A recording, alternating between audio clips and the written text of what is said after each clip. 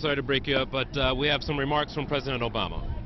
Seen multiple days of peaceful protests that were focused on entirely legitimate concerns of these communities in Baltimore, led by clergy and community leaders, and they were constructive and they were thoughtful, and frankly didn't get that much attention. And one burning building will be looped on television over and over and over again, and the thousands of demonstrators who did it the right way, I think, have been lost in the discussion. The overwhelming majority of the community in Baltimore, I think, have handled this appropriately, expressing real concern and outrage over the possibility that our laws were not applied evenly in the case of Mr. Gray, and that accountability needs to exist. And I think we have to give them credit. My understanding is you've got some of the same organizers now going back into these communities to try to clean up in the aftermath of a handful of protesters, a handful of criminals and thugs who tore up the place. What they were doing, what those community leaders and clergy and others were doing, that is a statement. That's the kind of organizing that needs to take place if we're going to tackle this problem, and they deserve credit for it, and we should be lifting them up. Point number 5, and I've got 6, because this is important. Since Ferguson and the task force that we put together, we have seen too many instances of what appears to be police officers interacting with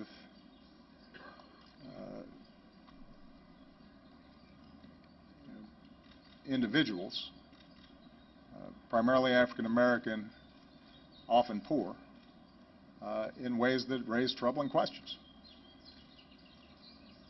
And it comes up, it seems like, once a week now, or once every couple of weeks. And so I think it's pretty understandable why the leaders of civil rights organizations, but more importantly moms and dads across the country, might start saying this is a crisis. What I'd say is this has been a slow rolling crisis. This has been going on for a long time. This is not new, and we shouldn't pretend that it's new.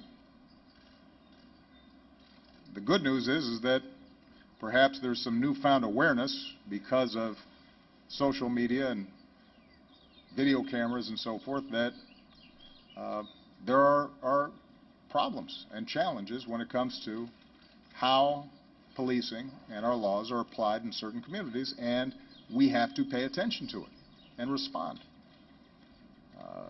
What's also good news is the task force that was made up of law enforcement and community activists that we brought together here in the White House have come up with very constructive, concrete proposals that, if adopted by local communities and by states and by counties, by law enforcement generally, would make a difference.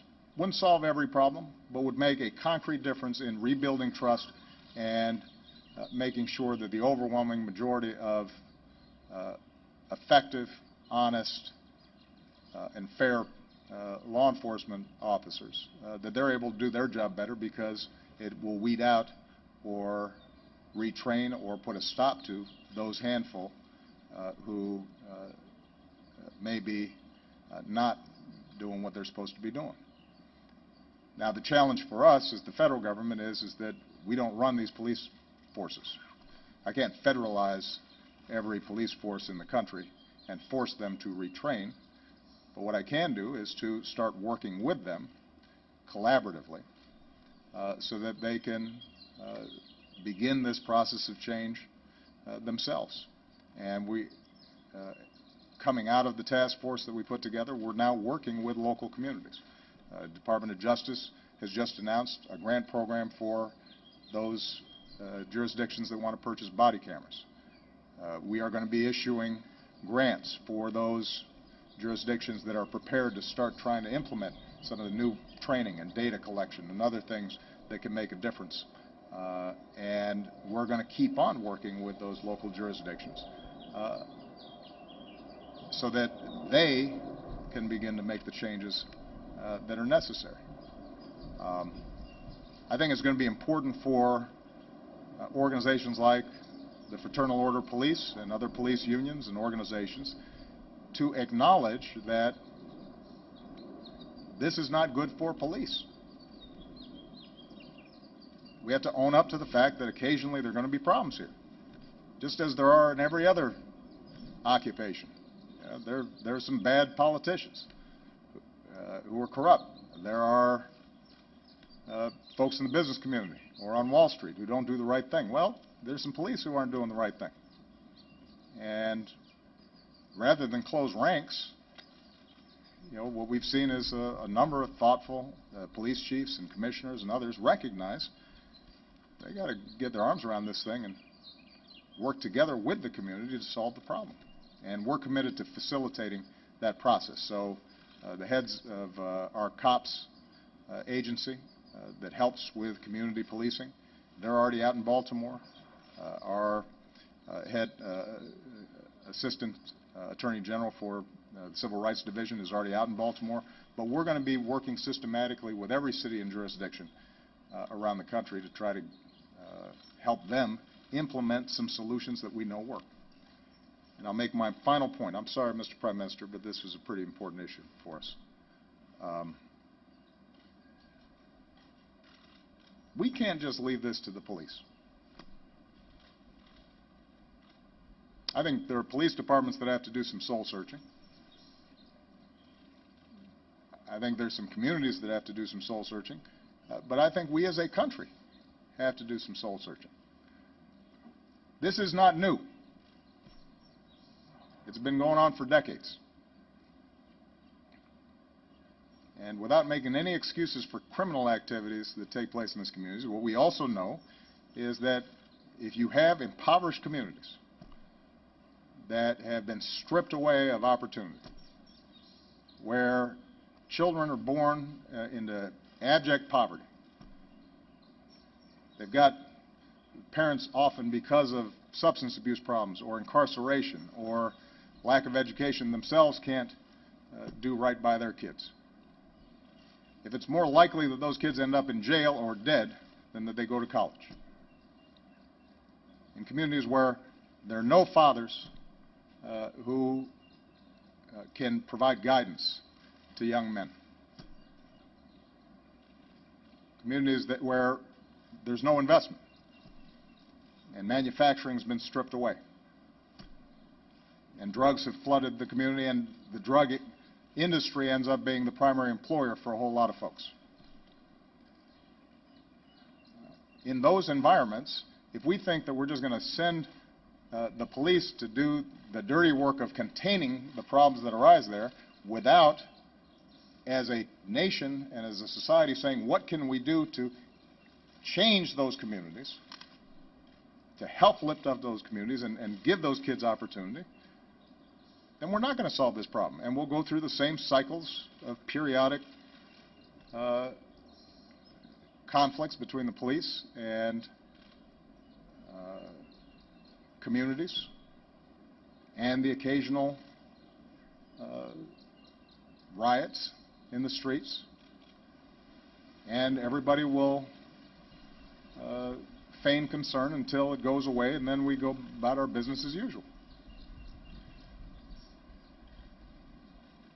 If we are serious about solving this problem, then we're going to not only have to help the police, we're going to have to think about what can we do, the rest of us, to make sure that we're providing early education to these kids, to make sure that we're reforming our criminal justice system so it's not just a pipeline from schools to prisons, so that we're not rendering men in these communities unemployable because of a felony record for a nonviolent drug offense, that we're making investments so that they can get the training they need to find jobs.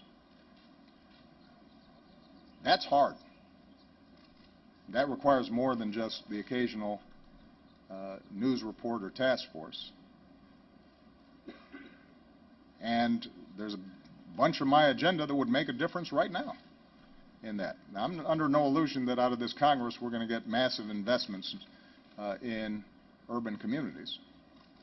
And so we'll try to find areas where we can make a difference around school reform and around job training and around some investments in infrastructure in these communities and trying to attract new businesses in. But if we really want to solve the problem, if our society really wanted to solve the problem, we could. It's just it would require everybody saying this is important, this is significant. And that we don't just pay attention to these communities when a CVS burns. And we don't just pay attention when a young man gets shot or has his spine snapped. But we're paying attention all the time because we consider those kids our kids and we think they're important and they shouldn't be living in poverty and violence. That's how I feel. I think there are a lot of good-meaning people around the country that feel that way, but that kind of political mobilization I think we haven't seen in quite some time. And what I've tried to do is to promote those ideas that would make a difference, but I think we all understand that the politics of that are tough because it's easy to ignore those problems or to treat them just as a law and order issue as opposed to a broader social issue. That was a really long answer, but I felt pretty strongly about it.